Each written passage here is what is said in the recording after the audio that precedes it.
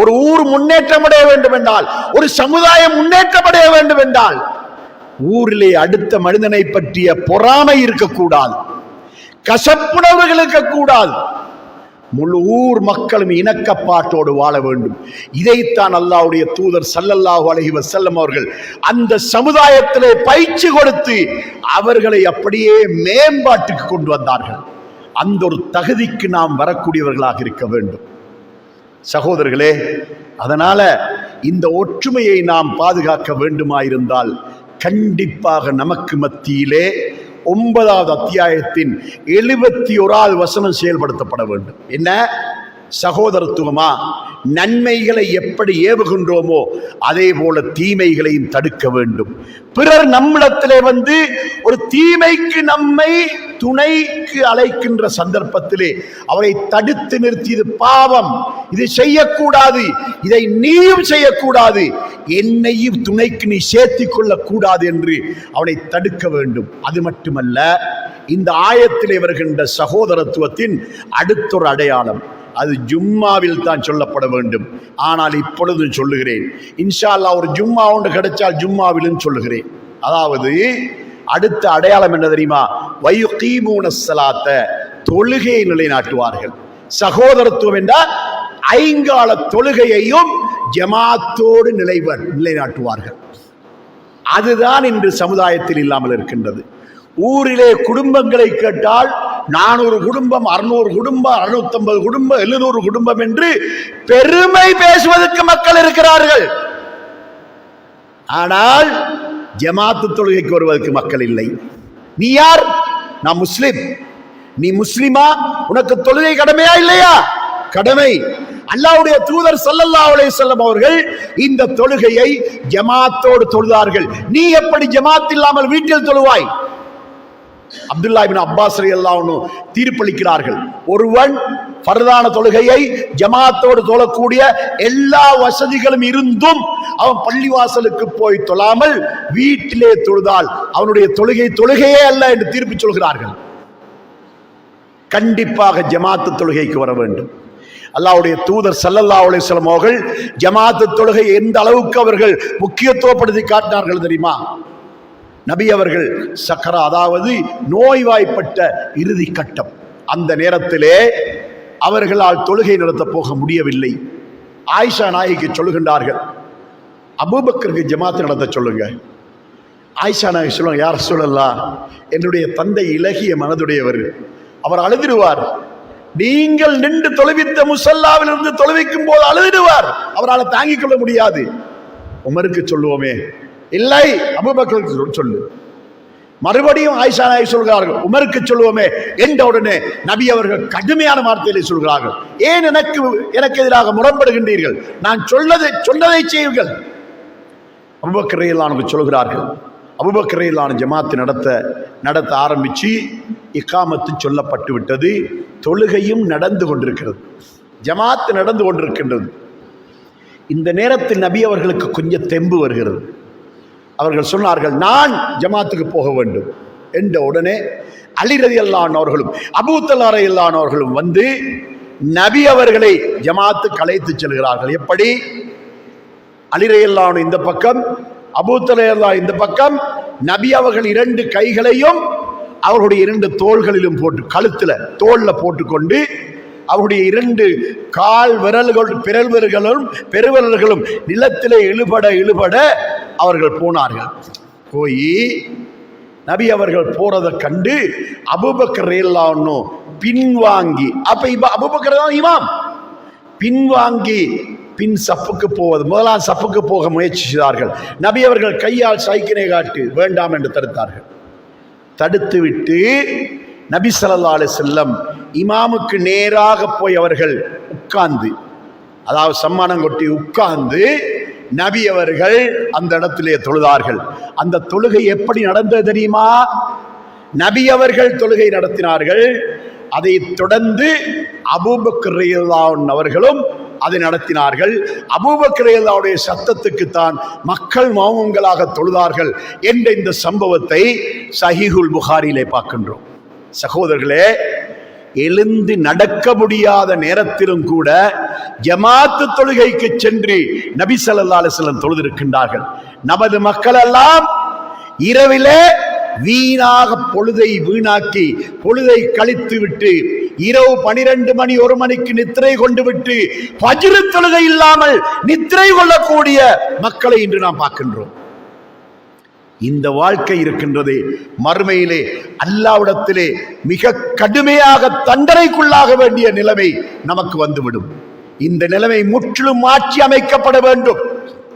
இன்ஷா அல்லாஹ் இந்த ஊருக்கு வந்து ஒவ்வொரு வீடு வீடாக போய் எல்லாரையும் வர சொல்லி அழைச்சி இன்ஷா அல்லாஹ் அவர்களுக்கு இந்த செய்தியை நாம் எத்தி வைக்க வேண்டும். சகோதரர்களே, நம்முடைய நிலைமை எப்படி வரப்போகிறது தெரியுமா?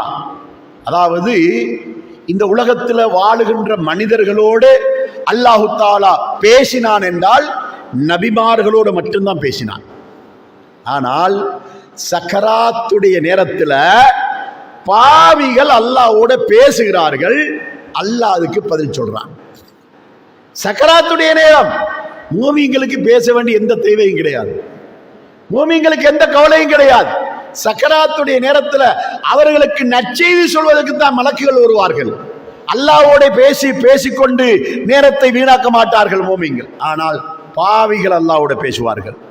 இதனை அல்லாஹு தாலா அல் குர்ஆன் 23வது அத்தியாயத்தின் 99வது 100வது வசனத்தில் சொல்லி காட்டுகின்றான்.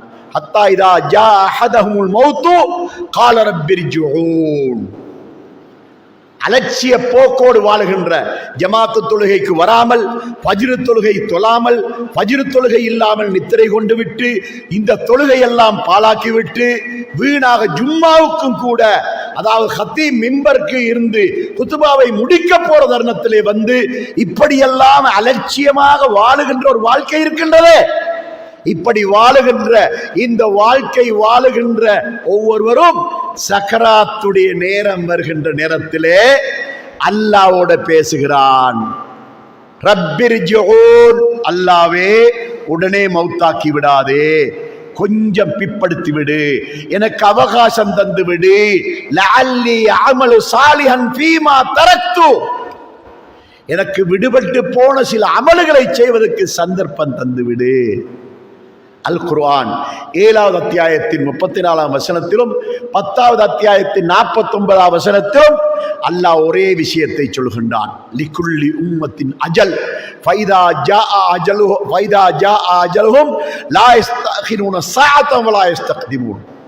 மரணம் என்ற தவணை ஒவ்வொருவருக்கும் இருக்கின்றது. அந்த நேரம் வந்துவிட்டால் ஒரு நாளிகை நேரம் வேணும், முந்தவும் மாட்டாது பிந்தவும் மாட்டாது. அல்லாஹ் சொல்றான். அந்த அடிப்படையில் இவன் கேட்கிறான், ரப்பிர்ஜிஊன், உடனே மௌத்தாக்கி விடாதே, எனக்கு கொஞ்சம் கால அவகாசம் தந்து விடு. லஅல்லி அமல சாலிஹன் ஃபீமா தரக்து, எனக்கு விடுபட்டு போன சில அமல்களை நான் செய்ய வேண்டியிருக்கின்றது. ஜமாத்து தொழுகைகளை பாழாக்கினேன், ஜமாத்தோடு தொழ வேண்டும்.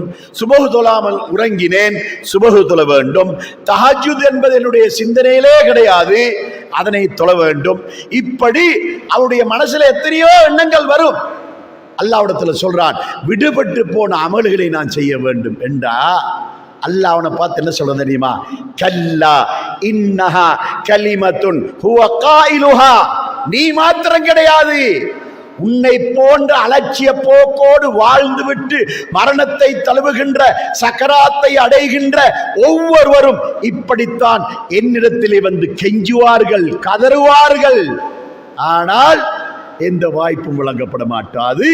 வமின் வராஇஹிம் பர்ஸகுன் இலா யௌமி யுபஅஸூன், மறுமை நாளில் எழுப்பப்படுகின்ற வரைக்கும் உனக்கு பர்ஸக் என்ற ஒரு கபிரு வாழ்க்கை காத்து கொண்டிருக்கின்றது என்று அவனை நோக்கி அல்லாஹ் சொல்லுவதாக திருமறை குர்ஆன் நம்மை பார்த்து சொல்லிக் கொண்டிருக்கின்றது. சகோதரர்களே, அதனால சக்கராத்துடைய நேரத்தில் அல்லாஹ்விடத்துல புலம்புகின்ற கூட்டம் மாறி நாம் ஆகிடக்கூடாது. எது வரைக்கும் தெரியுமா? ஃபிர்அவுன் கூட சக்கராத்துடைய நேரத்தில் அல்லாஹ் கிட்ட கலிமா சொன்னான். ஃபிர்அவுன் சக்கராத்துடைய நேரம். அல் குர்ஆன் 10வது அத்தியாயத்தின் 90, 91, 92ஆம் வசனங்கள். ஃபிரௌன் அல்லாஹ்விடத்துல கலிமா சொல்றான். ஆமன்து அன்னஹு லா இலாஹ இல்லல்லதி ஆமனத் பிஹி பனூ இஸ்ராயில், பனு இஸ்ராயேல் எந்த இறைவனை நம்பினார்களோ அந்த இறைவனை நானும் நம்புகிறேன், அந்த அல்லாஹ்வை நான் விசுவாசம் கொள்கிறேன். வான மினல் முஸ்லிமீன், அந்த முஸ்லிம்களை போல ஒரு முஸ்லிமாக நானும் ஆக போகிறேன். அல்லாஹ்விடத்துல தூய்மையாகத்தான் சொன்னான். ஆனா அல்லாஹ் அவனை பார்த்து சொன்னான், ஆளான இப்பொழுதான அவருக்கு சிந்தனை வந்தது. வகது குந்த கபுலு குந்த மினல் முஃப்ஸிதீன், சற்று முன்னதாக வரைக்கும் நீ விசமகாரனாக இருந்தாய். ஃபல் யௌமன் உனஜீக பிபதரிக லிதகுன் லிமன் கல்பக ஆயா, உனக்கு பின்னால் வருகின்ற ஒரு சமுதாயத்துக்கு படிப்பினைக்காக இன்று முதல் உன்னுடைய உடலை இந்த கடலில் உள்ளே நான் அழியாமல் பாதுகாப்பேன் என்று அல்லாஹ் தஆலா சொன்னான். 30 நூற்றாண்டுகள் பாதுகாத்திருக்கிறான், 3000 வருடங்கள் பாதுகாத்திருக்கிறான். ஒரு மீன் கூட வந்து அவனுடைய உடம்புல ஒரு காயத்தை உண்டாக்கவில்லை. ஒரு திமிங்கலத்துக்கு அவன் உடம்பு, அதாவது யானையுடைய வாயில கொசு போறது போல ஒரு திமிங்கலத்துக்கு அவனுடைய உடம்பு, அந்த எதுவுமே அவனை தீண்டவில்லை.